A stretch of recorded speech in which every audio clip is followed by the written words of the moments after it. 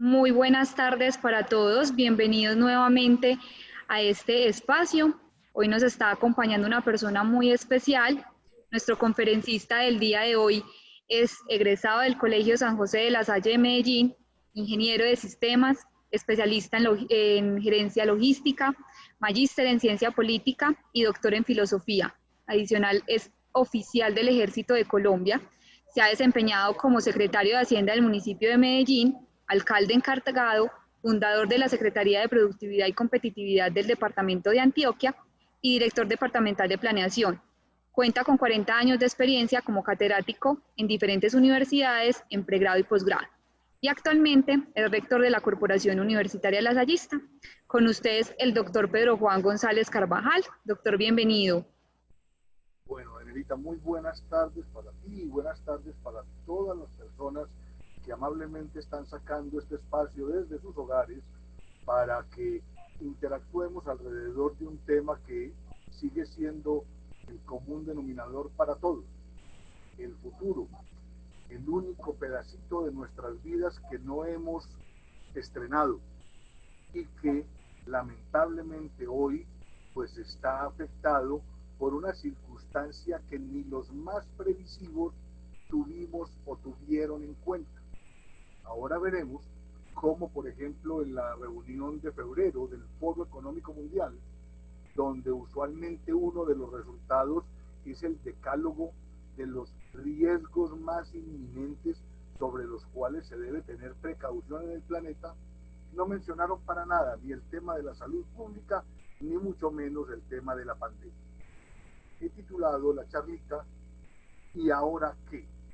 Sobre todo para tratar de generar ante el momento actual una coyuntura que nos permita comprender y entender y asimilar que hay varias macro variables que hoy nos están impactando con mayor o menor intensidad y que de todas maneras tenemos que tener en cuenta, porque si de algo ha servido esta pandemia y de lo malo hay que sacar lo bueno, es que por fin quedó claro el concepto de globalización, porque es que antes lo teníamos muy sesgado para el aspecto económico. No, ahora es el aspecto planetario, donde cada individuo en cada rincón del planeta se ha visto afectado por esta condición especial. No había habido antecedentes. Hoy los tenemos y nos está tocando ser testigos activos por un lado y pasivos por el otro. Cuando uno va a hablar de futuro, pues tenemos que ser consecuentes y tendríamos que hablar de nosotros. Nosotros somos esa parejita que está en el centro, una especie que desde hace más o menos unos 70.000 años ha tratado de dominar este planeta, cuando aparece el Homo sapiens. Ahora bien, ese Homo sapiens es un ser soberbio, tan soberbio que se autoproclama como hijo de los dioses o de Dios. Pero además es un ser dañino, es un ser cochino, es un ser depredador. Tanto es así que no se nos puede olvidar, que antes de la pandemia todo el mundo hablaba del cambio climático, todo el mundo estaba hablando del deterioro ambiental, todo el mundo estaba hablando de la excesiva concentración de riqueza, todo el mundo estaba hablando del desempleo y de otras grandes variables. Que no se nos vaya a olvidar, ahora que se están abriendo por parte de los gobiernos de manera gradual las actividades económicas, ¿qué es lo que queremos hacer entonces? ¿Queremos volver al estado de cosas malucas o por mejorar que teníamos antes de la pandemia, o vamos a aprovechar ingenuamente, digo yo, para hacer los correctivos que sean del caso? El premio Nobel de la Paz hindú, el profesor o doctor Yunus, el que montó el concepto pues de la banca de los pobres en el sudeste asiático, hoy nos hace una gran advertencia y recomendación. No, es que el proceso no es de volver a dar inercia a lo que traíamos. El proceso es reconstruir, porque es que la economía es un instrumento creado para el hombre. Como instrumento creado para el hombre y por el hombre, lo puede modificar. Ahora, requiere voluntad, requiere grandeza de espíritu.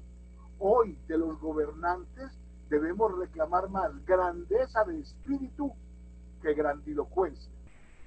A punta de discurso de esta cosa no se soluciona. Tenemos que ser objetivos, estratégicos, generosos, solidarios para poder emprender los retos que se nos vienen.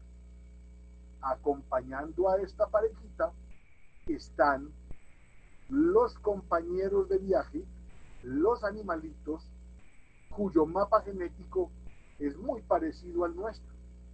Los bichitos, las raticas, los delfines y los cerdos.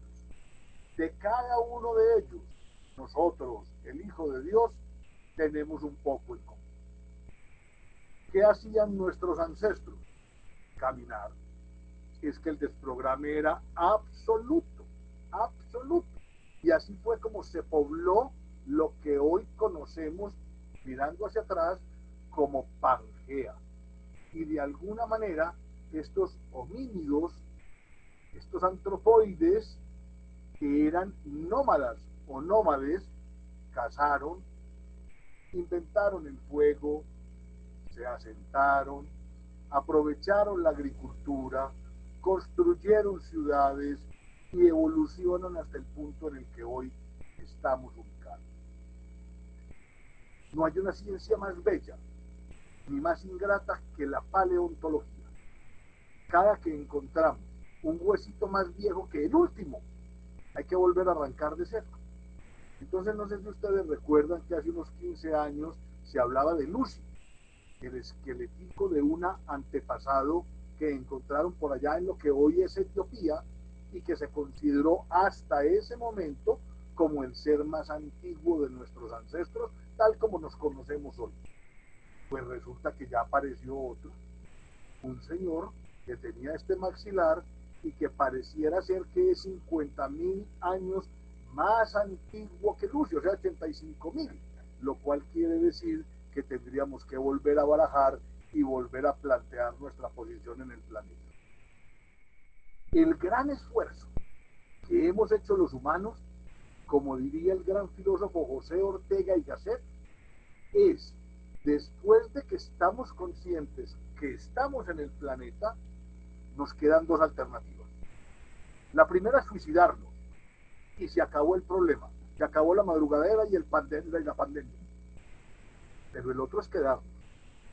Y si nos quedamos a conciencia, es para quedarnos pasándolo bien, que es un concepto muy subjetivo. Pero de ahí deviene el concepto moderno de bienestar. Digamos que la parejita que caminaba y que mostrábamos ahora eran recolectores, agrícolas, produjeron cositas y lograron establecer comunicación.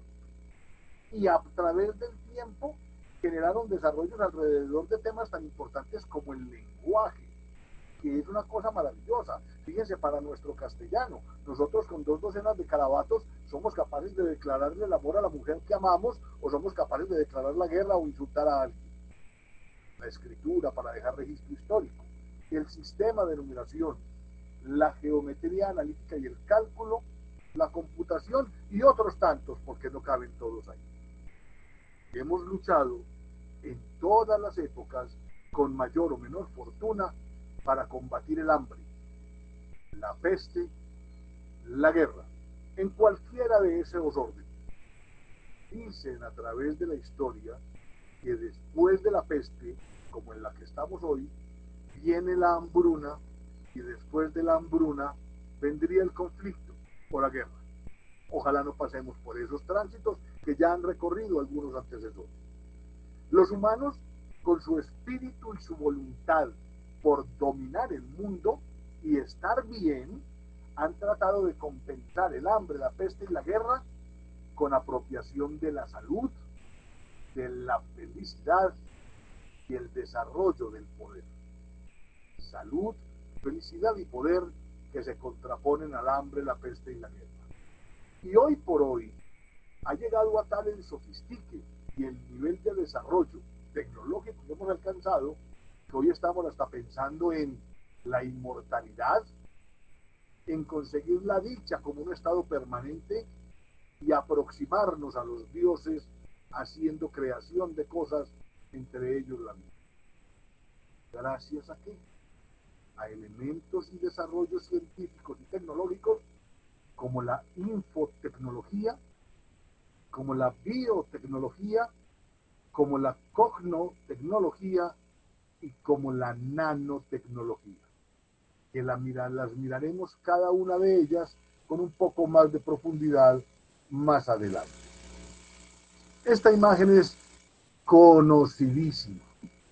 Es la imagen de los árabes que recoge Leonardo y compone su hombro de Vitruvio para tratar de determinar la belleza y la armonía de la proporción del cuerpo humano.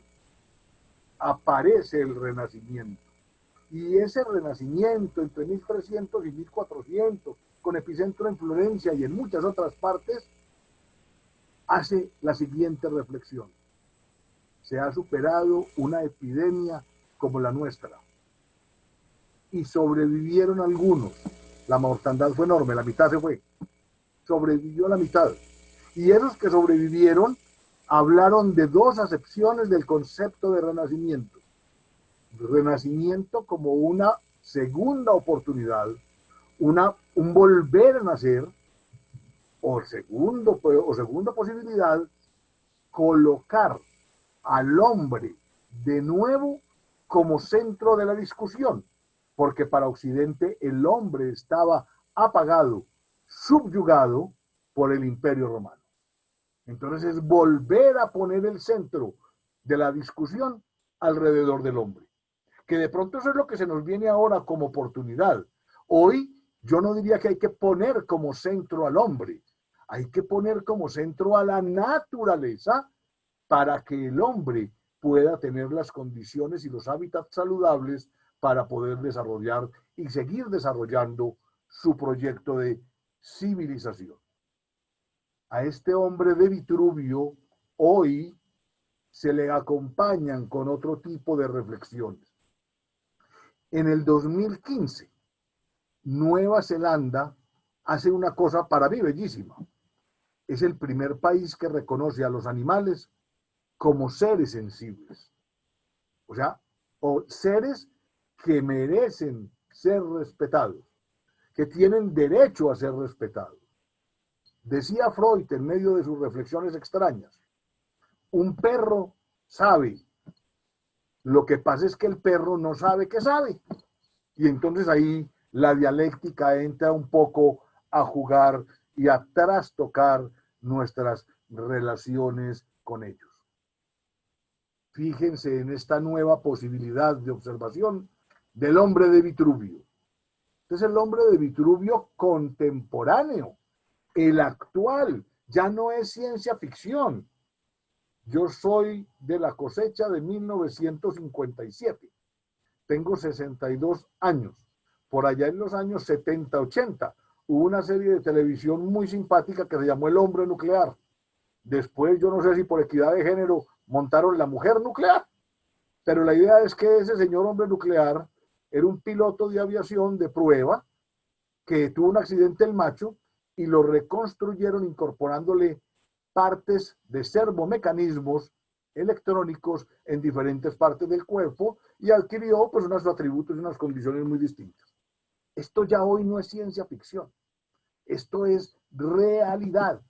Este es el nuevo hombre de Vitruvio, el hombre que incorpora pedazos de máquina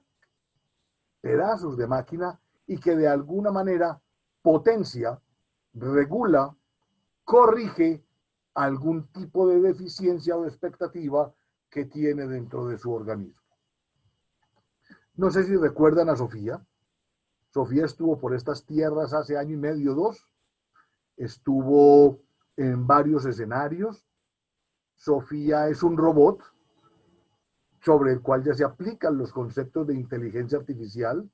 Le colocaron un rostro femenino, de pronto para mitigar el impacto de su presencia.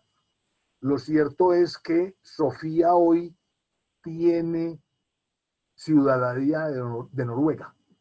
Ciudadanía de Noruega. Y nosotros, para no quedarnos atrás, en Colombia le dimos pasaporte, que es decir, nosotros para hacer cositas charras estamos solos. Pero resulta que es que Sofía, que ya existe, que ya es ciudadana, que eso va a replantear todos los elementos, estamentos, fundamentos y doctrinas de la legislación del Licurgo para acá. Esta Sofía está poniendo en el centro de la discusión filosófica, teológica, política, jurídica y de otras ciencias estos conceptos que ustedes ven acá y que de alguna manera ya los teníamos más o menos tranquilamente asimilados. Esto es como cuando uno coge los diálogos de Platón con aquellos elementos maravillosos como el amor, la justicia, el honor, la libertad, la igualdad, la ética, que todos más o menos nos aproximamos a esos conceptos, pero vaya, defínalos pues, ¿cierto? Se pega uno una enredada a la macha. No le pasamos mucho misterio al cuento. Las preguntas que quisiera simplemente hacer en voz alta serían las siguientes para ustedes que tan generosamente están al lado de esta charla. ¿Sofía tendrá alma? Bajo el concepto o la proximidad del concepto que nosotros tenemos. ¿Sofía tendrá mente? ¿Sofía tendrá pensamiento? Uno podría decir que sí, que artificial. Es más, puede que si se le desarrolla un algoritmo, pudiera llegar a tener un tipo de inteligencia basada en una cosita que vamos a ver ahora que llama singularidad. Sofía tendrá conocimiento. Una cosa es un disco duro muy grandote, donde hay guardadas cosas. Pero es que tener memoria no necesariamente es tener conocimiento ni inteligencia. Sofía tendrá sensaciones. Calor, frío, alegría, susto, molestia, pasión. No creo. Identidad. Bueno, uno sí podría decir que tiene el chip número tal y el procesador de Intel número tal y tal y tal. Y entonces, como son 10.000 millones de Sofías, entonces tiene un código de barras donde dice que es el número 404040. Bueno, listo el pollo. Sí, es que esa es la identidad. Pero es que como ya le dieron ciudadanía en Noruega, entonces esto se me trastoca un poquito, ¿no? Tendrá sentimientos. Será capaz de amar. Será capaz de odiar. Será capaz de sentir impaciencia. Tendrá voluntad. Ustedes son muy queridos y muy ociosos. Un viernes a las 3 de la tarde oyendo una conferencia. Tenemos que estar amarrados todos, ¿cierto? Al borde de una enfermedad terminal o un carcelazo o alguna cosa de esas, para estar en este tipo de cosas. Pero bueno, maravilloso que estén, que estemos y que lo disfrutemos y lo compartamos. Sofía tendrá carácter. Carácter, no, carácter no. Definitivamente no. Eso requiere otro tipo de sensibilidad con respecto al entorno y unas cosas ahí locas. Tiene cerebro. Si procesador es, comillas, sinónimo de cerebro, forzadamente, pues digamos que sí, pero es distinto. Sofía tendrá inteligencia. Sí, claro, pero una inteligencia distinta. Una inteligencia distinta. Y Sofía tendrá personalidad. No, uno le puede generar como algunos patrones de comportamiento que hagan simular que tiene personalidad, pero definitivamente no. Ahora bien, pilas. Ahí tenemos a Sofía recién salido de la fábrica. Y tenemos un bebecito que acaba de ser parido.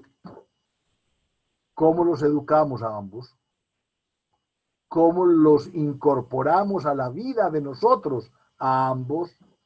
¿Cómo los habilitamos para que estén vivos a ambos? Son partes de las reflexiones que hoy tendríamos que hacer.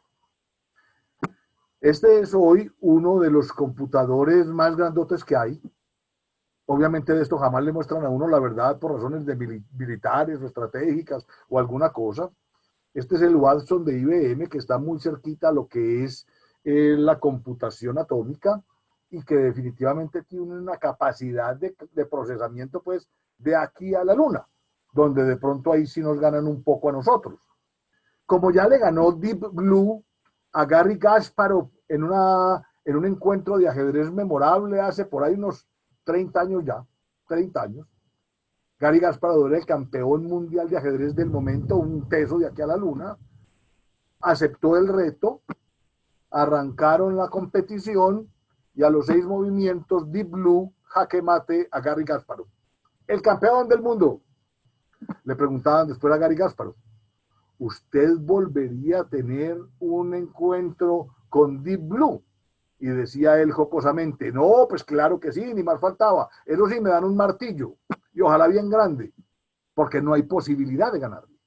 No hay, porque es un escenario de reglas de juego preprogramadas, donde yo construyo escenario como posibles movimientos de ataque, posibles movimientos de defensa o de respuesta, y en eso pues el computador nos lleva años luz. Fíjense en estos 3 pensamientos que son muy bellos, porque de pronto nos sirven para ponernos polvo a tierra, polvo a tierra. Ahí por ahí están diciendo que no es un virus sino una bacteria. Bueno, sea un virus o una bacteria, vea, tiene todo el planeta encerrado y trastabillado y la economía está llevada del chucho. Y entonces, ¿qué vamos a hacer? Aterrizar y entender que somos frágiles y que no somos dioses. Fíjense en estos 3 pensamientos tan bellos. Las matemáticas nos hacen exactos. La filosofía nos hace reflexivos. Y la astronomía nos hace humildes. Y vean estos señores, por ejemplo. Isaac Newton, grande entre los grandes, recuperador de todas las grandes teorías de los presocráticos. También, en medio de una peste que hubo en Londres, se tuvo que encerrar en lo que hoy se conoce como el Observatorio de Greenwich, y él sí no era ocioso como nosotros en medio de una encerrona forzada. En esa encerrona, el hombrecito construyó la teoría del cálculo diferencial y avanzó en todo lo que tenía que ver con la teoría óptica. Y avanzó un poco en lo que era la ley de la gravedad. O sea que le rindió la pandemia o la peste de la época al señor Newton. Sobre los hombros de Newton está este gigante, Albert Einstein, con una capacidad de abstracción inigualable, sin perder el sentido del humor, sin perder la sencillez, sin perder la humildad. Porque estos señores sabían que mientras más sabían, menos sabían. Cada puertecita, cada ventanita que uno le abre al universo del conocimiento, eso es lo que nos muestra. Nuevos universos. Tenemos aquí otro grande, que es Carl Sagan, un astrofísico que fue capaz de colocar en palabras para ciudadanos comunes y corrientes, como yo y como ustedes, todo lo que tenía que ver con el cosmos. ¿Recuerdan esa serie bella de Cosmos en su momento con su libro? Y hoy hay una segunda adaptación de Cosmos o una segunda versión de Cosmos ya con las actualizaciones del mundo moderno que están dando en National o en History, no me acuerdo. Stephen Hawking, digamos que una de las mentes más agudas, que fue capaz de vencer todas las adversidades fisiológicas que le trajo el destino, y es ante todo la persona que más ha reflexionado sobre el concepto de tiempo, esa variable que nos acompaña a todos y que de alguna manera todos consumimos, pero no sabemos explicar. Al terminar esta charlita, ustedes y yo seremos 1 hora y media más viejos que antes. Más viejos que antes. Y esa 1 hora y media no se recupera. Por eso, en mis clases, con mis compañeros de trabajo, yo trato de hacer permanentemente la siguiente arenga. No le hagamos perder el tiempo a la gente, porque es que el tiempo no se recupera. Usted consigue amor, usted hasta consigue salud, usted consigue título, pero usted no consigue tiempo. usted no consigue tiempo. Eso sí es volador hecho volador quemado. ¿Para qué nos aterricemos? Pues para que nos aterricemos. Usted vive aquí. Fíjense el Sol. Fíjense los planetas. Y estamos hablando de nuestro Sol, de una de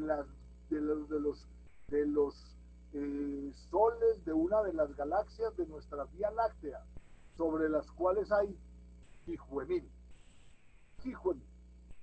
Muy bien. Estas son algunas de las explosiones solares. Esas explosiones solares nos afectan. Todos ustedes y yo ya estamos acostumbrados a, comillas, trabajar en la nube, y esa nube nos permite mayor velocidad, facilidad de acceso y todo lo que quieran. Ahora bien, recuerden la recomendación que la NASA y la CIA le hacen al gobierno federal norteamericano. Maravilloso que use la nube, ni más faltaba. Desarrollo tecnológico maravilloso.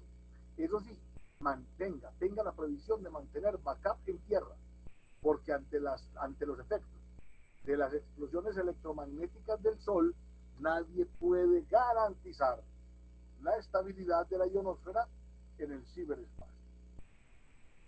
Esto es un agujero negro.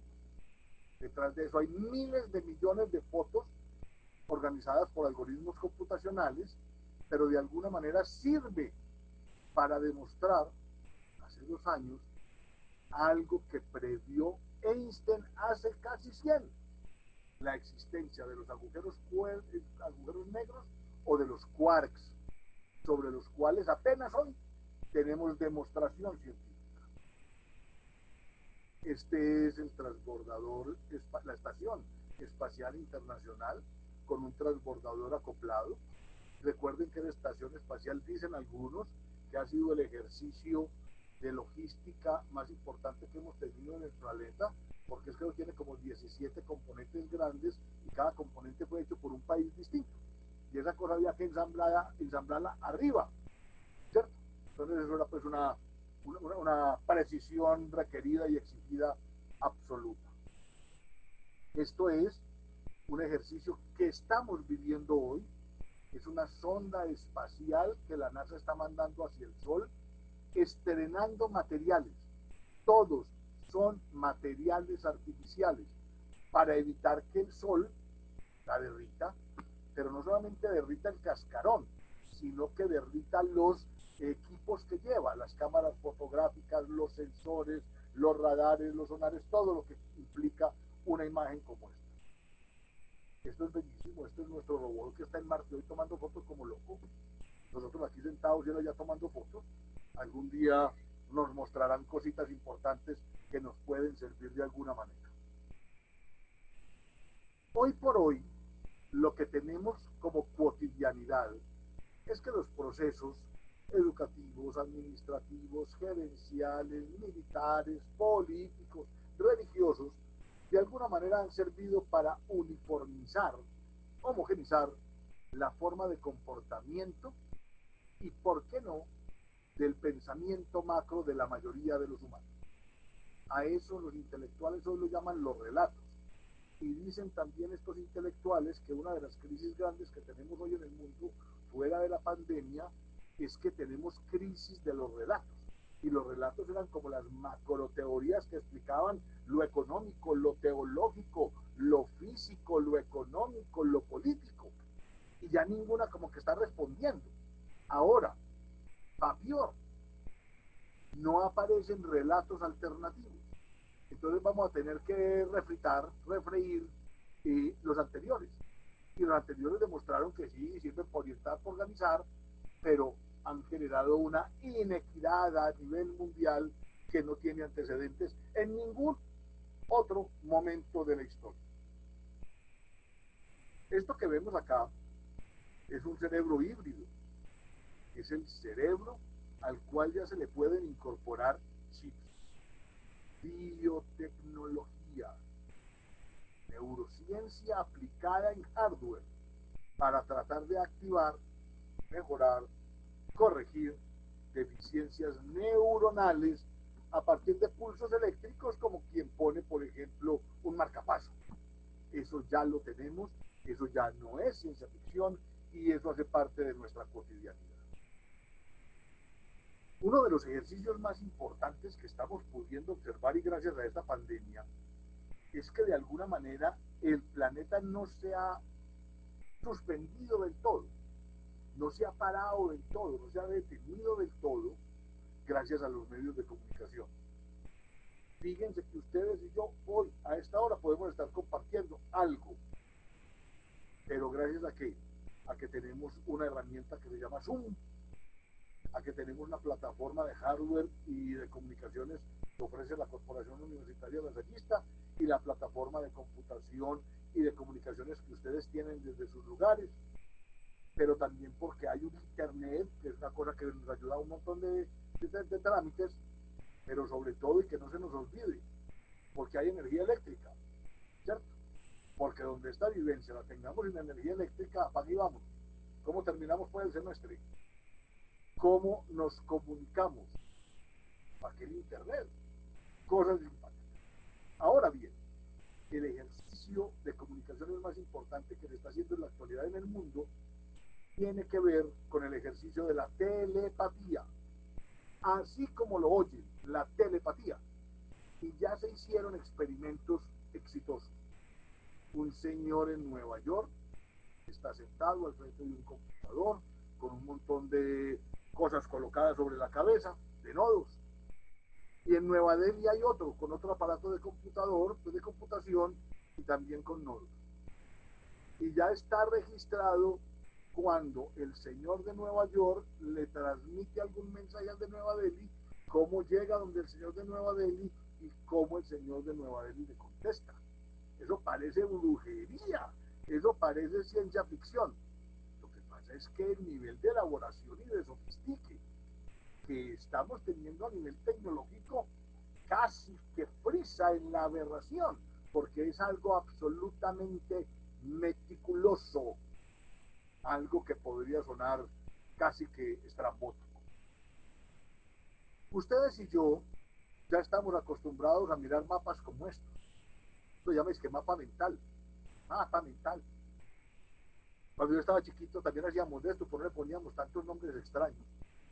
Hoy en términos gerenciales en el mundo, no solamente se necesita saber pues de dirección, de estrategia, de definir objetivos, de formular políticas, de hacer indicadores, de manejar el recurso humano y la tecnología, no. También hay que garantizar el poder conceptualizar y poder diseñar y pintar la organización sobre la cual yo quiero obrar en el momento presente y hacia futuro. Esto es muy bello, sobre todo si lo complementamos con esta imagen. A mí esta imagen me parece hermosa y me ha servido mucho durante mi vida profesional. Esto es hecho a puño y letra por Walt Disney. Walt Disney, 1957. Desde 1957, Walt Disney se imaginó su negocio en el tiempo. Hay cosas que él se imaginó que todavía no se han desarrollado. Él comenzó con las caricaturas en papel, las caricaturas en televisión, las revistas, los muñecos, los concursos de canto y de baile. Comenzó también con los parques temáticos y después con los hoteles y después con los cruceros y después con todo lo que ustedes conocen. Eso es un emporio, pero un emporio que tuvo un origen y el origen está en la cabeza de su fundador, de su conceptualizador. Yo veo esto y voy a las áreas de planeación de cualquier tipo de entidad, académica, no académica, pública, privada, y quisiera encontrarme algo como esto en la oficina del director de planeación. Pero vos sí sabes cuál es el negocio que estás manejando, vos sí te imaginas este negocio cómo va a evolucionar, porque es que pilas, a los negocios, al destino hay que empujarlo, hay que orientarlo, hay que generarle condiciones de futuro. Vean, por ejemplo, esta es otra forma de ver el cuento. Esta es la multinacional Nestlé, que es importante porque está en el mundo de los alimentos y ese es un elemento pues de presencia básica para la vida de los humanos. Pero eso que es tan grande, aquí por ejemplo, una empresa colombiana podría ser un pedacito de cualquier cuadrito de estos, por ejemplo un Nutresa, que tiene que ver con el tema de la alimentación. No alcanza a ser un cuadro de estos, no, pero alcanza a ser un pedacito de un cuadro. Y ahí para allá no alcanza. Muy bien. Pero miren, si esto es Nestlé, solito, imagínense el conglomerado al cual pertenece Nestlé y del cual solamente él es un nodo.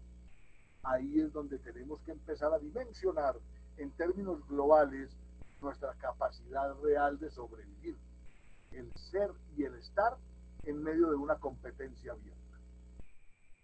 Fíjense, una cosa muy simple en términos de globalización económica. La empresa más grande de Colombia es Ecopetrol. Bien. La segunda es EPM, públicas ambas.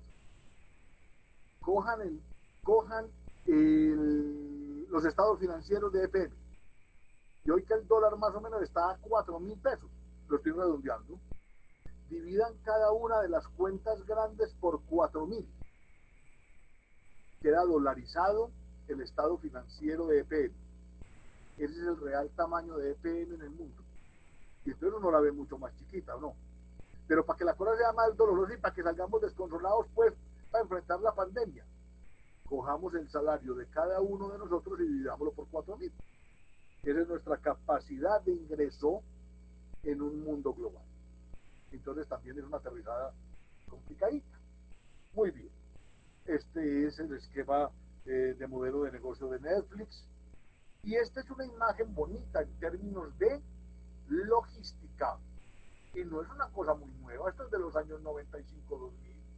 Es una planta de ensamblaje de Hyundai, donde aparece ante todo, la línea de producción concebida por otro grande, por otro gigante, por Henry Ford.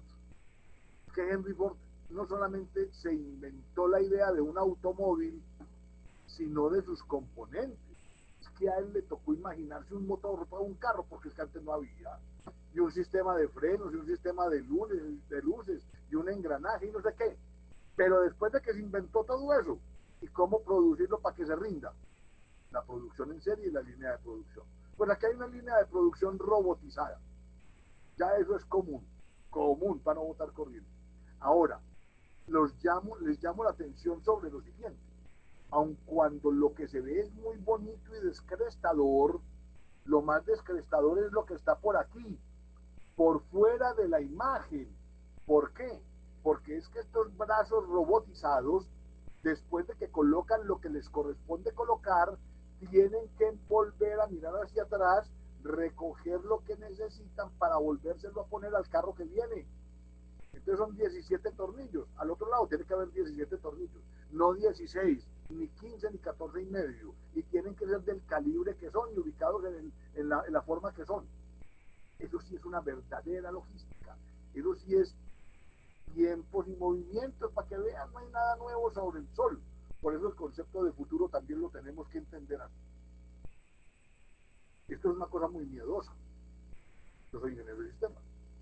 Esto es una forma de representación del procedimiento de la fecundación in vitro, ¿no? Muy bien, eso está bien. Ya de eso hay ejercicios, experimentos y resultados. Tanto es así que ya tenemos el mapa genético del ADN humano. Y ese es un avance de aquí a la luna, porque saber administrar, ¿se acuerdan por allá cuando estudiamos anatomía, los que no somos de las áreas de la salud? 23 cromosomas X y 23 cromosomas Y, y eso se genera, y eso genera permutaciones, y eso genera distribuciones muy especiales. Muy bien. Pero esto que tenemos aquí es una cosa descrestadora. Es el mapa tridimensional del cerebro. Ya existe. Ya lo hicieron los gringos. Ya se sabe en la coordenada XYZ de Pedro Juan qué es lo que hay. ¿Será que en esa coordenada estará su sistema motriz? ¿Estará su percepción olfativa? estará su potencialidad lingüística, estará su capacidad de retentiva, estará su fluidez verbal, estará qué, estará encerrada una enfermedad congénita, yo no sé, mil cosas distintas que nos hacen mirar lo siguiente, pilas, me voy a devolver un acetato, es que si ya tengo este mapa ADN y ya tengo este otro, pues lo que voy a decir suena como muy aburridor, pero yo ya puedo construir un ser. Puedo construir un ser. ¡Qué miedo! ¡Qué horror! Me puedo parecer a un dios que crea seres. ¿Qué tipo de seres? No sé. La ciencia ficción, la teoría de la conspiración a esto le tiene mucho miedo, porque es que entonces vamos a hacer 1.000.000 de Hitlers, o vamos a hacer 1.000.000 de Pelés, o vamos a hacer 1.000.000 de Cristiano Ronaldo. Yo no sé de quiénes. No, calma, eso tendrá su componente ético, legal, pragmático y obviamente conceptual. Parece mentira, hombre. Ya hace 20 años, poco más de 20 años, 5 años, 4 años, que clonamos a Dolly. Clonamos a Dolly. Eso en mi época fue una cosa miedosísima. La gente era asustada, por Dios, ¿qué es eso? El hombre creando artificialmente vida. Eso es inconcebible. Pues de eso ya hace 20 años. ¿Ustedes se imaginan lo que hemos hecho en esos 20 años? Pues una de las cosas que hemos hecho, entre otras curiosidades, es que por fin clonamos unos monos. Y decían, yo de eso no sé, que era como el último eslabón que se requería antes de pretender clonar humanos. Y esto, aun cuando suene a ciencia ficción, pareciera que fuera como realidad, porque es que esta es la portada de la revista Time en el 2019-2020, la clonación humana. De pronto hasta ya hay humanos clonados. No nos han dicho, no nos han dicho. En esto hay que tener la mente abierta. Muy bien. Asimismo, tenemos que entender que las realidades básicas que definen el poder tienen que ver con la geografía, la demografía, la tecnología y la cultura. Hay que tener conciencia geográfica e histórica. Colombia, ¿qué es? ¿Qué viene siendo? ¿Sirve para el mundo? ¿No sirve para el mundo? ¿Tenemos recursos? ¿No tenemos recursos? ¿Sabemos usarlos? ¿No sabemos usarlos? La demografía, a mí por ejemplo me quedó faltando esto dentro de mi formación académica, y es que lo tuve que estudiar por los laditos por mi cuenta, porque nadie se atrevía a enseñar demografía, y no solamente la cantidad de los humanos, sino la tipificación de los humanos. Recuerden, por ejemplo, un datico bobo, en 1900, en el año 1900, había en el planeta, números redondos, 1.800 millones de habitantes. Y hoy, 120 años después, hay 7.500, 7.600 millones. Ah, eso es una explosión la máxima. Mejor dicho, no nos ha pasado nada de milagro. Es que desbordamos las posibilidades. Lo otro es la tecnología, todos los avances que ha habido, y el tema de cultura, porque a medida que integramos el planeta, pues obviamente vamos adquiriendo mayor conocimiento, relacionamiento y comprensión de otras formas de ver el mundo de otros humanos en otras partes del mundo, lo que se llama cosmovisión. En términos conceptuales, recuerden que la geopolítica identifica los recursos estratégicos, la geoestrategia los asegura y la geoeconomía los gestiona, con todo lo que eso trae. Esto nos abre también los ojos con respecto a lo que es la integración económica. Nosotros de eso no sabemos. Pues en teoría sí para dar clase, pero a la concreción no. Para uno hablar de integración económica tiene que tener un área de libre comercio. Colombia no la tiene con nadie. Tiene que tener una aduanera con alguien, no existe. Un mercado común con alguien, no existe. Con Venezuela es el más adelantado y eso se frenó. La unión económica, cuando compartimos moneda, no existe. Y la unión política, que ni siquiera la Unión Europea ha logrado establecer. Lo cual quiere decir que estamos en pañales. Y que la globalización comercial y la época dura que se nos viene será a pelear pues como los gatos patas arriba con las uñas abiertas, porque la pelea está complicadísima. Muy bien. Esto suena muy complicado de entender y de reconocer, pero es así. Cuando se reúnen en el foro económico mundial en Davos, el G8, dos invitados como países y dos personas naturales que últimamente han sido Slim y Gates, recuerden que esos que están allá sentados son los dueños de las dos terceras partes del PIB mundial. Eso es una cosa muy dura. Ustedes, que la mayoría con seguridad son hombres y mujeres de universidad, entenderán que si eso es real, hablar de equidad, de igualdad, de democracia es una quimera. Es una quimera. Eso no es conseguible ni practicable ante esta realidad. Para colmo males, se dice que mal contadas, hay 1.300 corporaciones en el mundo que controlan la economía. 1.300. Nos caben en el metropolitano a nosotros. Por Dios, ellos son los que deciden qué es lo que hace el mundo, qué no hace.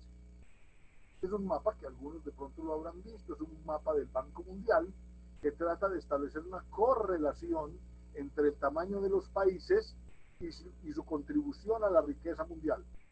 Aparece muy grande Estados Unidos, muy grande China, muy grande India, muy grande Rusia. Lo que pasa es que ahí está, muy grande Japón.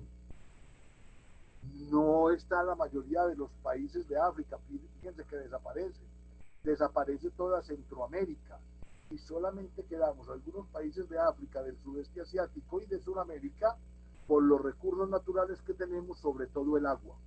De resto, no pasa nada. No pasa nada. Muy bien. Para peor o para mejor, hoy tenemos el mundo a un clic. ¿Cuántos de ustedes están al frente de su pantalla y están chateando con sus amigos? Todo el mundo lo puede hacer, ¿no? Y si estás conversando en este momentico con un amigo que vive en China y en China está temblando, te das cuenta inmediatamente que China está temblando, lo cual habría que esperar a que vieran la noticia por el radio o por la noche en los noticieros. Hoy, antes había que esperar semanas o quincenas. Este es un dogma, o paradigma, o teorema del comercio internacional.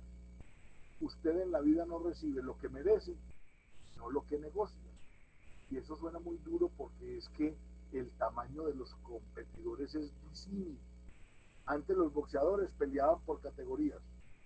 Asumamos que la globalización es que se acaban las categorías. Entonces al pobre Pambelé le hubiera tocado pelear en su momento con Cassius Clay. Cassius Clay lo hubiera desbaratado, porque era peso pesado.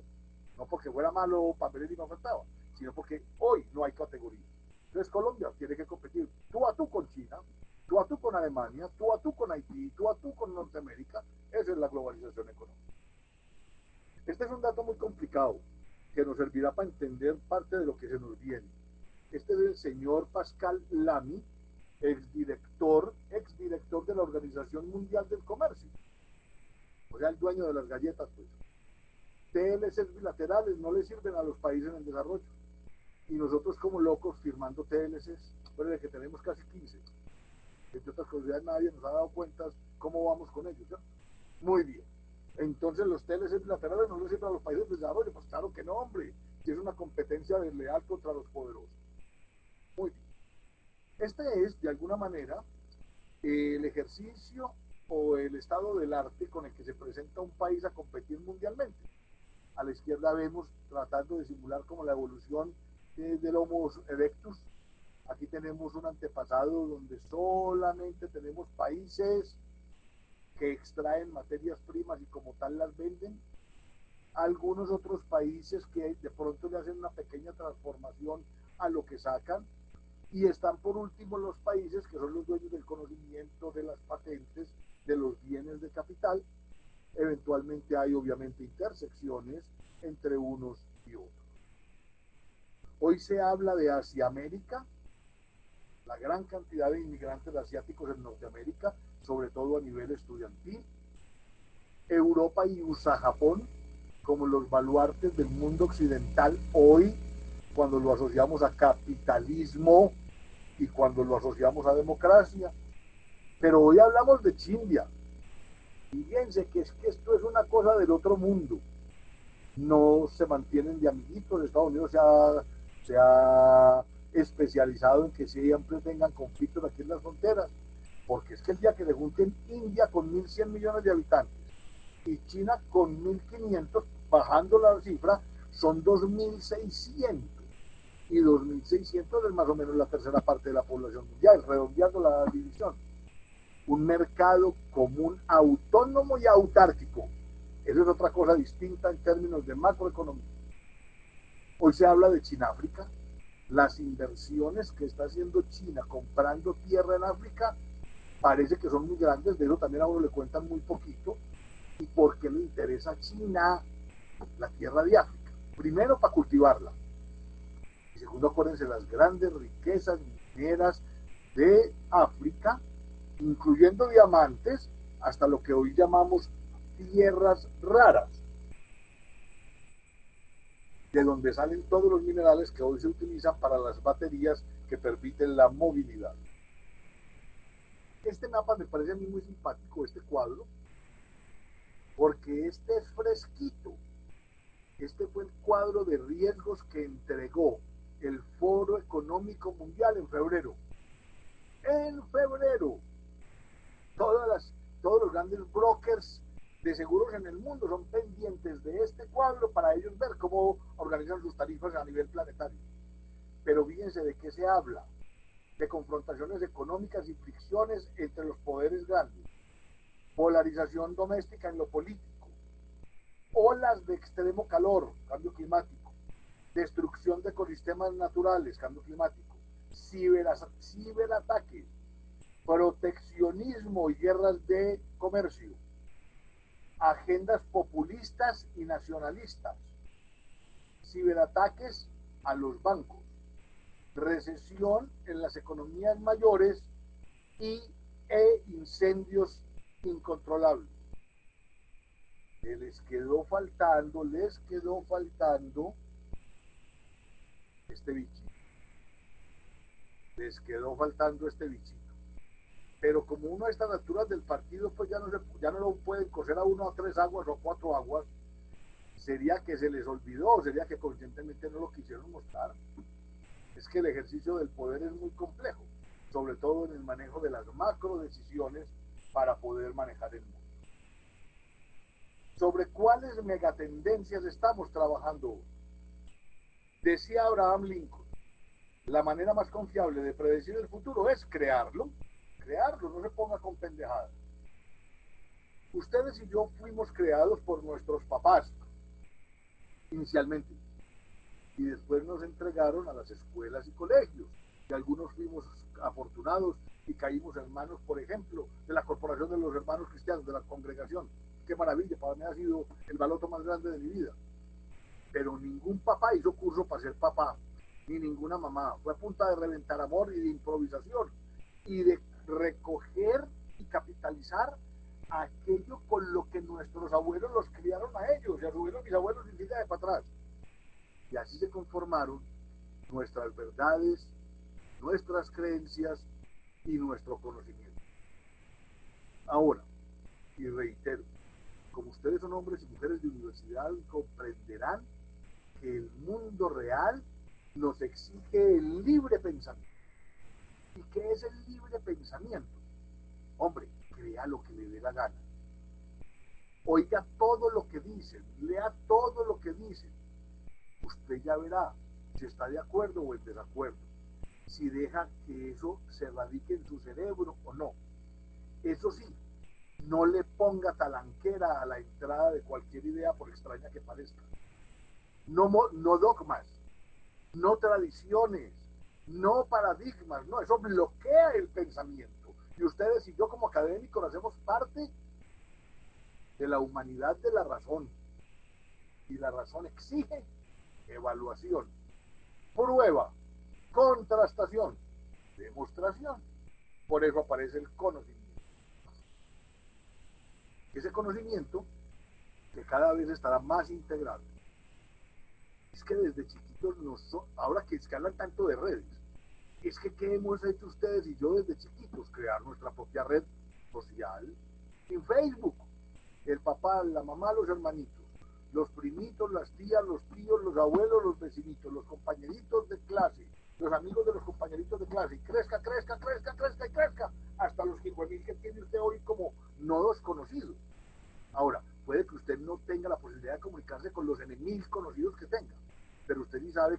6, 7, 10, que más o menos son los nodos gordos, los nodos grandes, los nodos principales, con los cuales ustedes se pueden aproximar a la realidad de los otros enemigos. La misma cosa que hoy están con eso. La reta. Muy bien. Esta imagen es bonita. Es como la réplica de la Capilla Sixtina, donde está el creador pues tocando con un dedo a Adán. Aquí es el humano y la máquina tratando de coexistir. Hoy el mundo que nos toca a ustedes y a mí se considera que es un mundo lleno de convulsión y lo bautizan como el mundo VICA. ¿Por qué? Porque es un mundo volátil, incierto, complejo y ambiguo. Volvámoslo a mirar. Volátil, incierto, complejo y ambiguo. Una belleza, una belleza. Piensen en lo volátil. Los cambios son cada vez más veloces. La dinámica es inestable. No hay permanencia de casi nada. Estamos estudiando una situación y ya aparece una nueva que la reemplaza. Y los ciclos son cada vez más cortos y más intensos. Lo incierto, las situaciones son ya rapiditas, son imprevistas. Los resultados también. Y hay múltiples factores que influyen en la realidad. La complejidad, la multidimensionalidad de los problemas. ¿Cuáles son los problemas? Pues el hambre, el cambio climático, los problemas ambientales, los excesos de poder. ¿Qué? El exceso de información y múltiples relaciones. Y la ambigüedad tiene que ver con las múltiples interpretaciones que hoy se tienen del mundo, de la emergencia de nuevas teorías y modelos para pensar el mundo.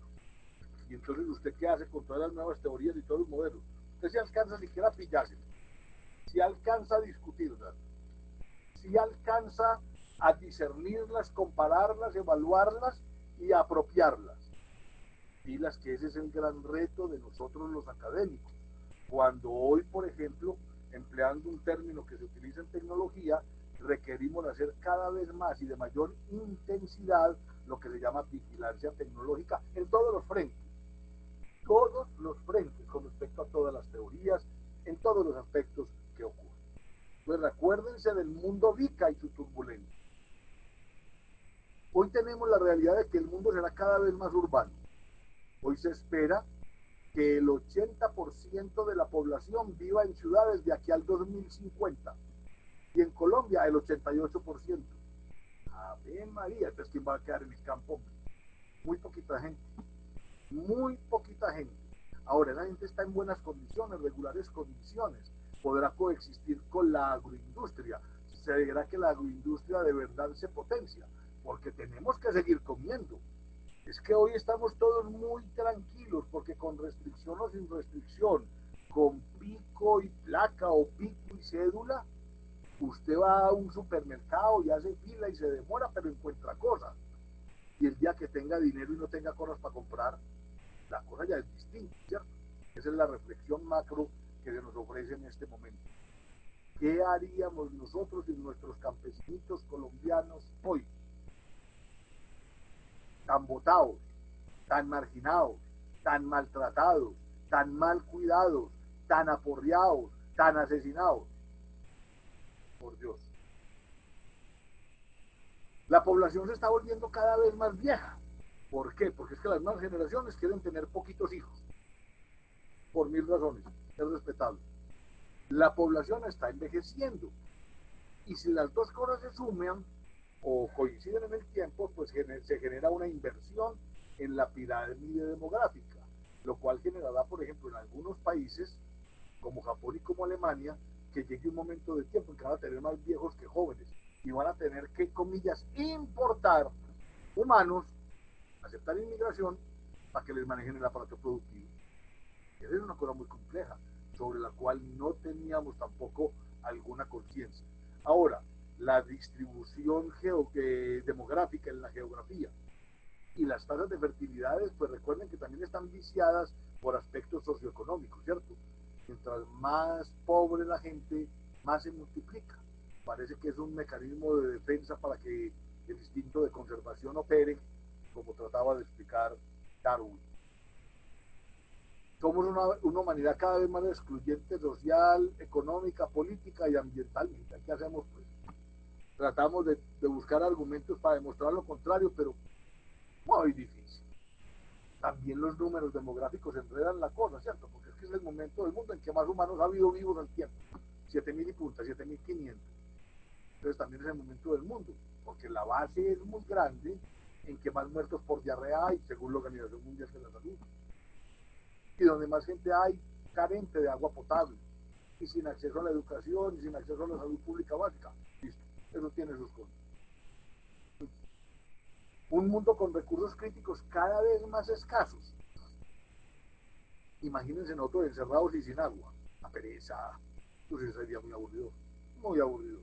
Entonces tenemos que ser conscientes que esos recursos críticos los tenemos que saber adquirir, los tenemos que saber organizar, los tenemos que saber proteger. Colombia, por ejemplo, el único país del mundo que tiene una cordillera intertropical. El único país que está en el trópico que tiene una cordillera, lo cual le genera, 3 cordilleras para peor, lo cual le genera la posibilidad real de tener todos los pisos térmicos durante todo el año. Deberíamos ser una potencia mundial en exportación de alimentos. Y hoy Colombia importa un poco más del 54% de los alimentos. Eso es una indolencia a la más. Eso es una muestra de desgobierno, de falta de objetivos, de irresponsabilidad, de lo que sea. Hasta hace 5 años, según la FAO, Colombia era la despensa de la humanidad. Ya nos quitaron el título. Porque en Colombia, pues, todo es así. Esto está muy complejo porque recuerden que nosotros hacemos un uso de las palabras y muchas veces las usamos sin que el contenido de esas palabras encierren el significado que nosotros quisiéramos. En un orden de ejemplificación, este planeta no se debería llamar tierra, se debería llamar agua. 3/4 partes de agua y 1 de tierra. Pero esas 3/4 partes hoy están en crisis. ¿Por qué?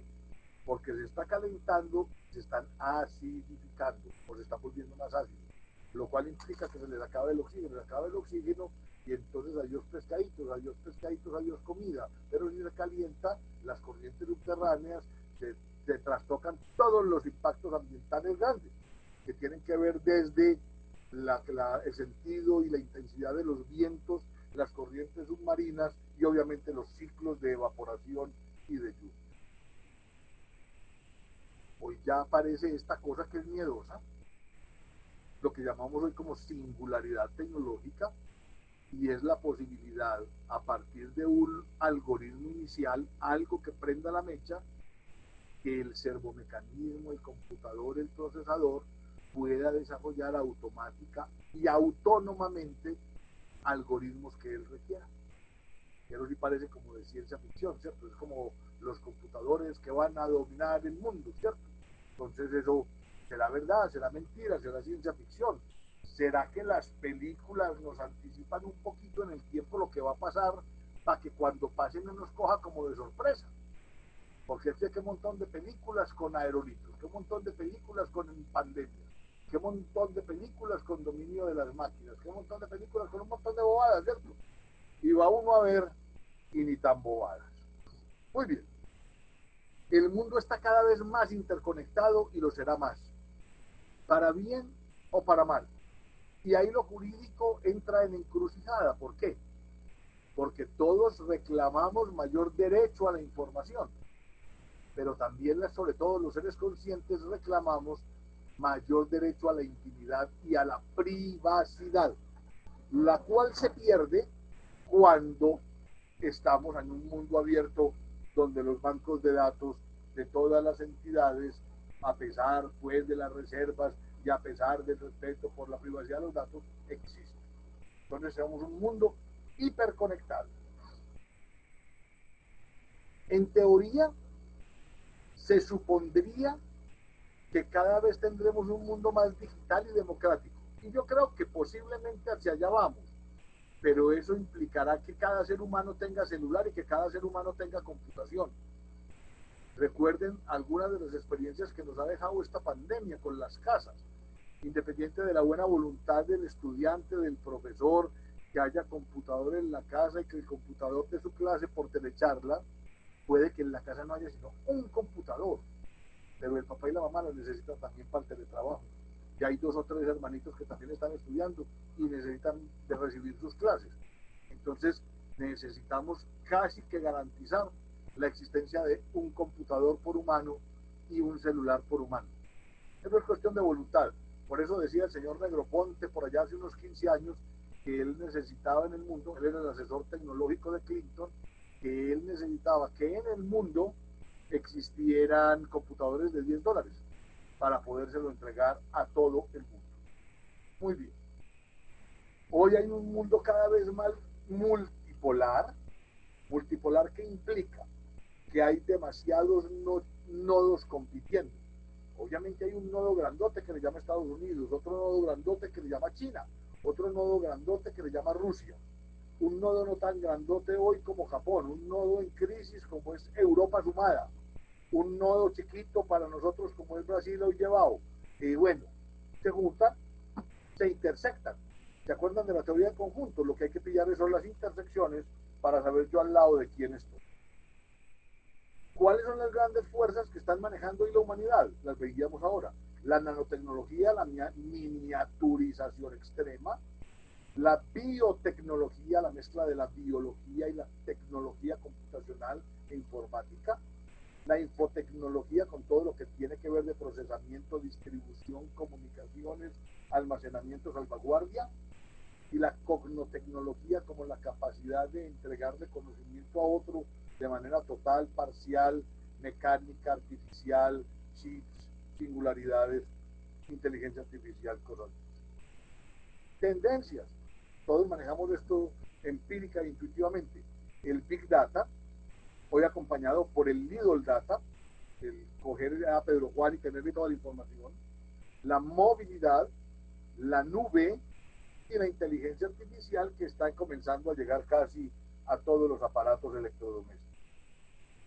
Tenemos que aprender a mirar a largo plazo, pero a largo plazo es a largo plazo. Esa cultura no la tenemos nosotros los latinos por aquí. ¿Por qué? Porque es que como no estamos sometidos a estaciones climáticas, aquí hay de todo permanentemente. En cambio en Europa saben que en una estación tienen tomates y en las otras 3 no, entonces hay que saber cultivar tomates, bastantes tomates, guardar tomates, transformar tomates para las otras 3 estaciones.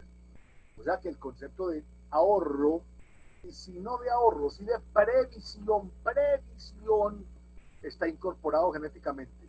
Por eso es tan difícil conseguir gente planificadora en este pueblo. No, nosotros no planificamos. Nosotros creemos que el mundo se acaba cada diciembre del 31 y que tenemos un periodo presidencial de cada 4 años. Entonces cada 4 años el sol vuelve a nacer. No. Ya Nueva York está pensando en el 2140. Ya hay perspectivas mundiales al 2050. Estamos hablando del 2063. Antioquia tiene una propuesta al 2050. Entonces, salgámonos pues de esa mirada chiquita. Porque si no el futuro nos va a matar, nos va a inundar. Porque no crean que los otros países se van a detener a esperar que Antioquia se pellizque y se desatrase. No. La cosa es distinta. Me disculpa, por aquí se fue la luz y volvió ahí mismo pues con el reguladorcito por si de pronto se corta. Muy bien. Ya vamos a acabar, entre otras curiosidades. Esta es una reflexión de Jonas Salk. Si desaparecieran todos los insectos de la Tierra en menos de 50 años, desaparecería toda la vida. Si todos los seres humanos desaparecieran de la Tierra en menos de 50 años, todas las formas de vida florecerían. Pareciera ser que el estorbo somos nosotros, que los depredadores somos nosotros, que los ensuciadores somos nosotros. Algunos científicos se atreven a decir, y yo creo en la ciencia, que es más grave hoy para el planeta y la existencia de los humanos la exterminación de las abejas que el coronavirus. Es que sin abejas no hay comida, pues parta de ahí. Y coronavirus, pues bueno, somos 7.500 millones de habitantes. Pues asumamos que se van a morir 75, asumiendo pues y teniendo como respaldo que con la gripa española se murieron 50, ¿cierto? Y es parte de lo que uno no entiende de las cifras que se manejan ahora. Y ojalá pues queden así, ni más faltaba. Pero es que nos llevamos como 400.000, 500.000 muertos pues en el planeta, ¿cierto? Pero es que hace 100 años, por esta época, llevaban 50 millones. Entonces, quiere decir que esto o apenas está empezando o no cuajo como peste. Muy bien. Esto, para cerrar, simplemente es una invitación a reflexionarnos a nosotros mismos. Este es el último párrafo de la novela 100 años de soledad de Gabriel García Márquez. Comillas. Era como si Dios hubiera resuelto poner a prueba toda capacidad de asombro y mantuviera a los habitantes de Macondo en un permanente vaivén entre el alborozo y el desencanto, la duda y la revelación, hasta el extremo de que ya nadie podía saber a ciencia cierta dónde estaban los límites de la realidad. Era un intrincado fragollo de verdades y de espejismos.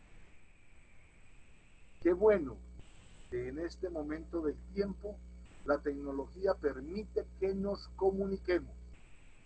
Qué bueno que gracias a la voluntad, a la responsabilidad, los humanos, la humanidad, alrededor del humanismo, comprendamos este momento histórico que estamos viviendo, que podría servir para catapultarnos a cosas diferentes a la inercia que traíamos como especie, o hacer algunos ajusticos que nos permitan un mejor vivir. Conciencia geográfica e histórica se nos demanda hoy. Tener conciencia de ciudadanía planetaria, de visión cosmopolita, para poder entender que somos parte de un conjunto y lo que pasa en ese conjunto nos afecta a todos nosotros. Yo les agradezco enormemente la dedicación de este tiempo. Con situaciones previas, lamentablemente no tendremos espacio para las preguntas, pero quiero reiterarles mi invitación a que nos comportemos con responsabilidad y a que tengamos en cuenta que la Corporación Universitaria Lasallista está ahí, presente para formar los ciudadanos del mundo. Es en este momento del tiempo donde los humanos manejamos y demostramos nuestro verdadero talante, la grandeza o lo rastrero de nuestra especie. Muchas gracias. Danielita. Muchas gracias, rector Pedro Juan, por este espacio y gracias a todos ustedes por habernos acompañado en esta tarde de hoy. Una feliz tarde para todos y los seguimos invitando a que nos acompañen en estos eventos a través de nuestras redes sociales y en nuestro sitio web. Feliz tarde. Gracias, rector.